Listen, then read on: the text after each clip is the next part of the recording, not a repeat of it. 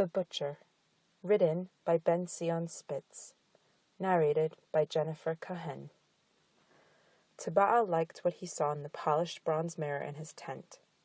He meticulously trimmed the sparse salt and pepper beard that just concealed his double chin. His wide girth, wrapped in fine Egyptian robes, was a testimony to his robust health. He overlaid the robes with a heavy leather butcher's apron. The apron was covered with dried bloodstains.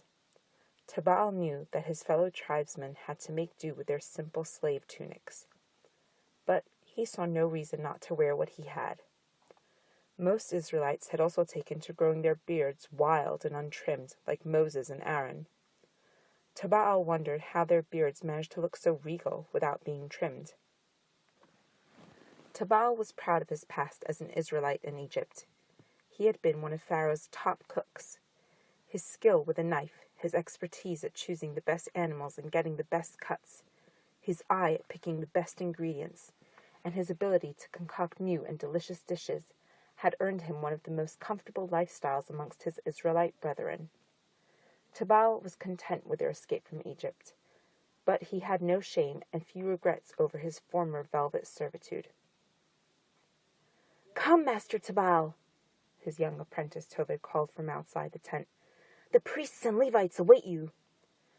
"Please inform them that I will be there shortly," Tabael called out, still inspecting his beard. Satisfied with his appearance, Tabael turned smoothly on his heel and, standing tall, stepped out of the tent. He noticed the nearby stream that looked reddish in the early morning sunrise. Just a few tent lengths away were a variety of domesticated animals. Sheep, goats, and a few cows were enclosed in a makeshift pen.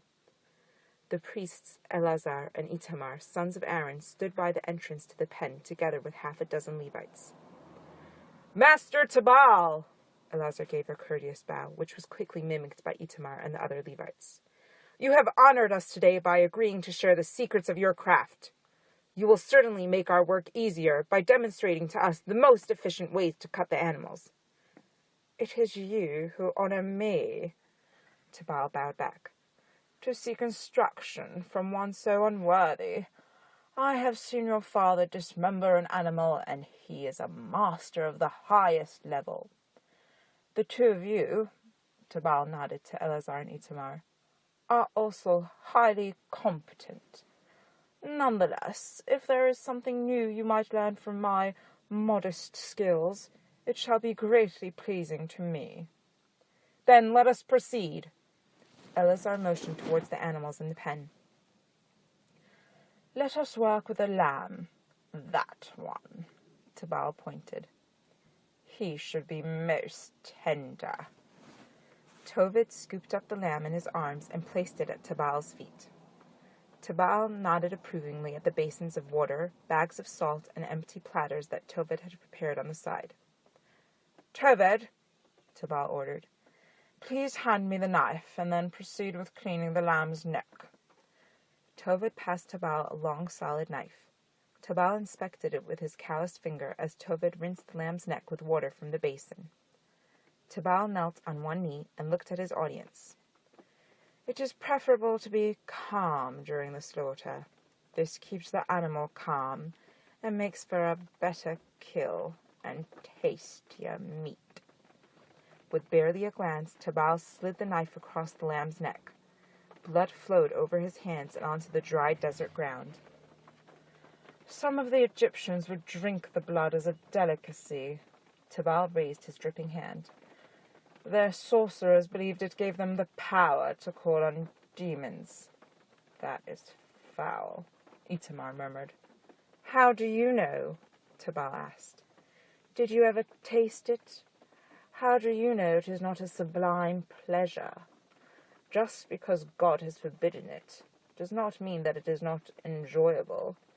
He has forbidden so many pleasures, it is a wonder we have any left."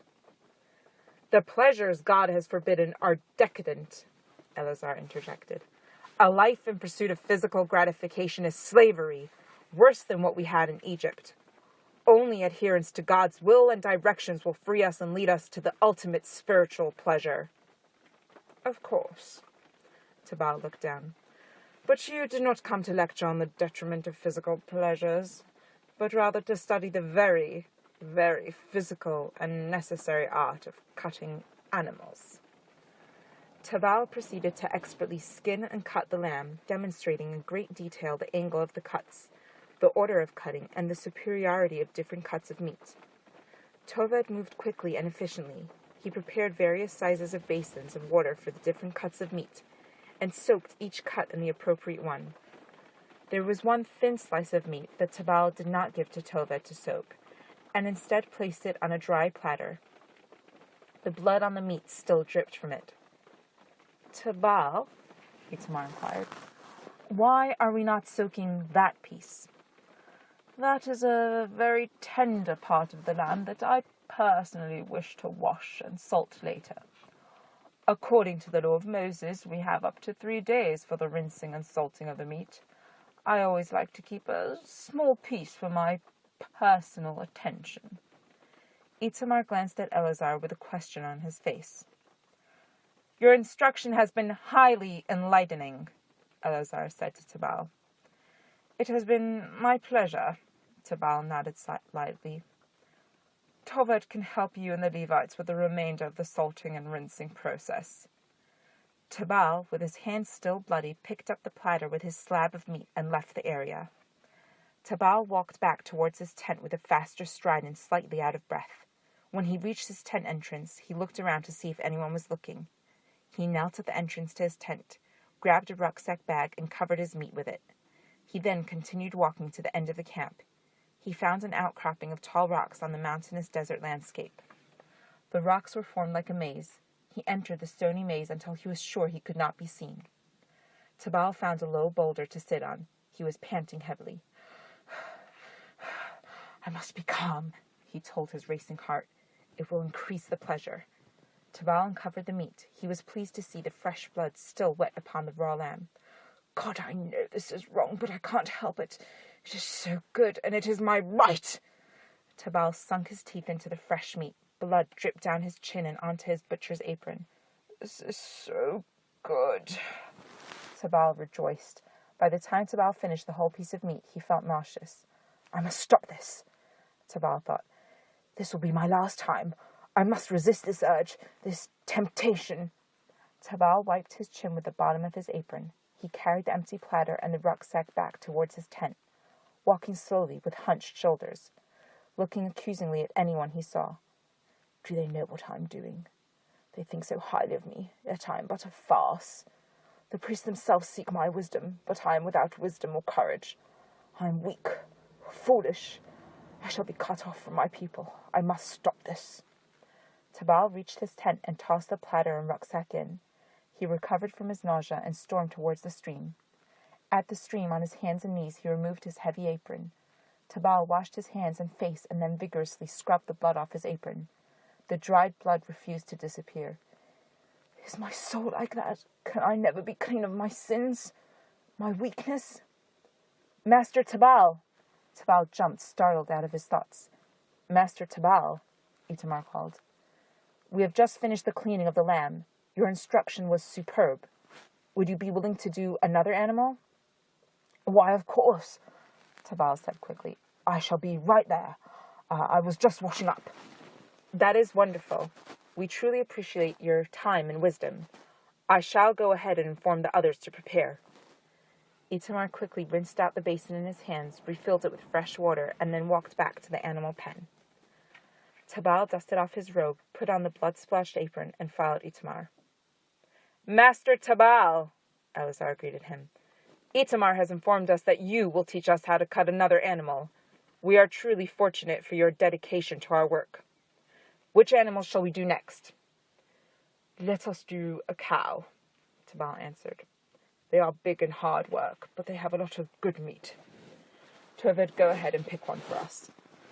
Toved picked a large, healthy-looking bovine. He led it to Tabael, who guided his students through all the steps and laws concerning cutting the cow. And this loin, Tabael held up, is the most tender part of the cow. Toved brought a dry platter to Tabael in anticipation. The loin was dripping blood lightly on the ground. Tabael held onto it and looked at the dry platter. He looked at Eleazar, Itamar, and the Levites, who were confused by his delay. He closed his eyes. "No!" Tabael exclaimed suddenly. Toved stepped back with a look of apprehension on his face. "No, Toved," Tabael said softly. "This time we will soak it." "What do you mean?" Toved asked hesitantly. "I mean we shall soak it now, as opposed to later. Everyone should have an opportunity to taste from the tenderloin." Toved quickly brought a basin with water. Tabael slowly let go of the meat, letting it splash into the basin. His arms trembled. "Are you well?" Itamar asked. "I am fine," Tabael replied. "Just a sudden chill. It happens to me from time to time. Let us continue with the instruction." Tabael continued to cut the large cow and explained to his rapt audience which parts were forbidden. He showed the prohibited fats, the nerves, distinguished which parts were worthy of separation, held up the better organs, and showed how to cleanse them. "I have stood up to the evil urge," he thought, cutting fluidly. "I can refrain from this prohibition if I wish." A loud bleating sound emanated from the pen. Tabael turned to look at the animals. He noticed a plump-looking lamb he hadn't seen before. A drop of saliva escaped his lips. The saliva passed over his blood-stained lips, turning red, and trickled down his sparsely covered chin.